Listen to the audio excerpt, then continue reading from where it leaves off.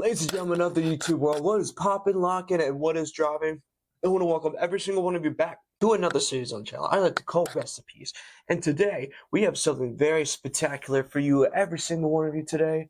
And that is anabolic chicken tenders. That is right. Super crispy, super scrumptious, and super delicious. So let's go ahead and let's go over the ingredients, how to bake it. We come back for trying it for some delicious, tasteful flavorness. Ladies and gentlemen of the YouTube world, let's go over the ingredient list for the anabolic chicken tenders. So the first thing we got here is the obvious chicken tender itself. So these are a bunch, and I eat 4 to 5 of these at a time. So you can see here, 1.75 pounds for the tenderloins. I have 2 packets of them, so we'll say 3 pounds of chicken tenderloins. So we're going to need are some egg whites. Half of this is all we really need, so this is 46 grams per serving, but you only need half of the container. The next ingredient, I'm just going to put it right here because it's really big, but we got cornflakes. Now, you do not need the mega-sized box of cornflakes. In fact, we only need maybe an eighth of this box, so you definitely do not need this many cornflakes, but I'll give out the portion sizes according to tender when we go throughout the video. Next ingredient, we need some pure black grounded black pepper. Next, we need some powdered garlic, some dried rosemary leaves. You can use fresh, but dried are better for what we're going to be needing this for. And then last but not least, we need some smoked paprika. Alright, so the first thing you're going to need is a food processor. You're going to need this to pulsate your dry ingredients, of course. So the first thing you're going to need are your cornflakes. So majority of this is going to be cornflakes, but it's going to be about a quarter a serving per tender, and not too much. I'd say for now a couple cups cornflakes just to get the ball going. You always munch on them. They actually don't taste that bad for being plain. Essentially, they're just, I'm thinking about it, they're frosted flakes just without the frosting part on them. So the second thing we're going to do is add our black pepper. Now, I don't have that much in this particular container, but I put a tablespoon of black pepper in there just to start out with. Next, you're going to add your rosemary leaves. For this one, you're going to do about the same. You're going to put about a tablespoon of rosemary leaves in there, dried or fresh. Next, we're going to add our garlic powder. Again, about a tablespoon. Just going to pour the rest of this in there anyways because it's out. Lastly, we got our smoked paprika here. I don't think I've ever opened this side before. Okie dokie. So you're going to put a tablespoon of smoked paprika in there. Next, you're going to put your lid on, and you want to puree it. Now, I'll probably cut the sound or lower the sound on this, but it is going to get a little loud, so just be cautious. Technical difficulties, so we're going to try that again.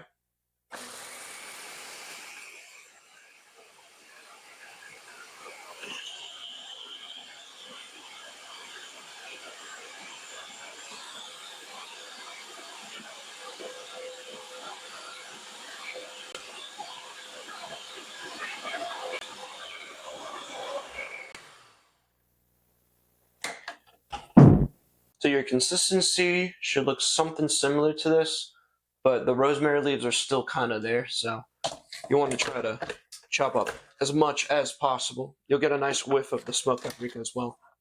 So there you got yourself a nice fine powder. This is what we need. Alright, so we have our plating station set up here. So we do have you have your chicken tenderloins themselves, you have the egg white dipping, and then you have our dried seasoning mix. And then we have a pan. So we're going to put everything onto the pan. So I'm going to show you how to do the breading process. It's pretty simple. What you got to do, dry seasoning, you're just going to pat, coat. You're going to dip it into the egg white, get some extra coating on there. And then you're going to dip back into the dry mix. Make sure you're getting as much as you can on there. Brush off any excess and gently put it down. So you're going to repeat that process for how many tenders you have. Ladies and gentlemen of the YouTube world, we have officially breaded all of our chicken tenders. As you can see, they're laying on the pan here. And the next step is we're going to be putting them into the oven. So the next step we're going to be doing is putting these guys into the oven. So first thing you're going to do is you're going to preheat your oven to 375. You're going to put them in here like so, and then a little bit before. It's nice that if you want to, just for extra crust, you can use cooking spray, and you can just spray it on top like so.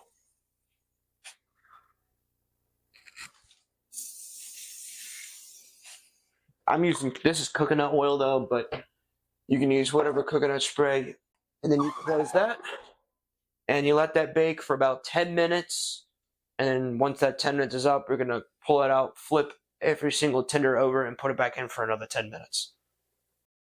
All right, so we got the chicken tenders all baked up. So we're gonna go ahead and get these out of the oven. You can go ahead and take these out of the oven. Oh, pizza thing under there too. Finished product. So, and then we got ourselves the finished product here. Now, if you want them a little bit more crispy, you can go ahead and throw them in the air fryer. Just put them on the highest temperature you can do for about 3 to 4 minutes, and you can flip on each side, and you should be rocking after that.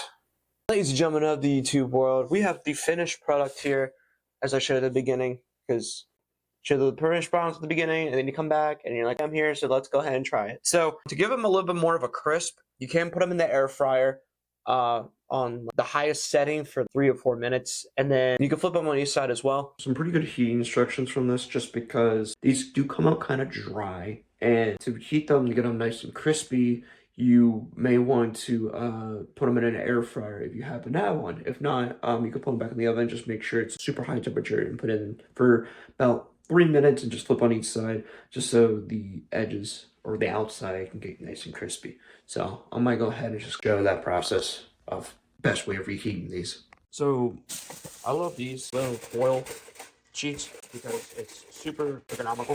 If I can just put it in here. A couple tenders, just plop them in there. These are, I think, after the video's been made, about 4 days old, but they still taste very good.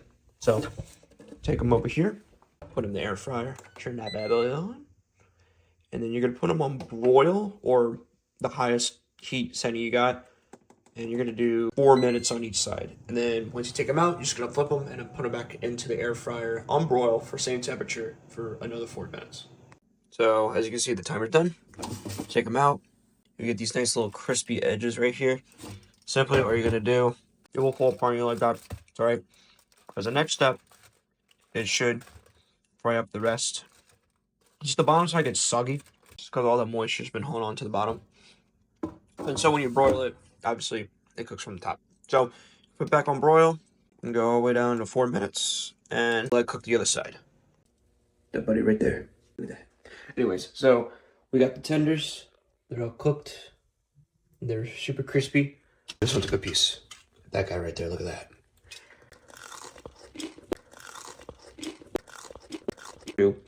Reheat these things and make them taste pretty good. So let's go ahead. We're gonna try it with the tender being plain, and then we're gonna try it with the sauce. By the way, this is Yo Mama's buffalo sauce. 5 calories for 32 servings, so it's pretty low for buffalo sauce because most buffalo sauce is actually really high in calories. So let's go ahead and give it a bite.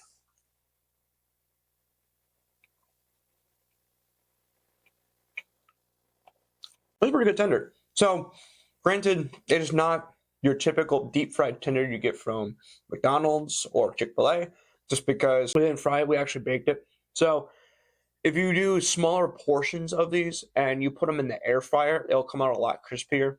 So the breading or cornflakes, the seasonings give it really good flavoring. The egg whites not only add extra protein, but also bind everything together. And then lastly, the chicken tender has more than plenty of protein in it as well. So let's go ahead and try it with the sauce.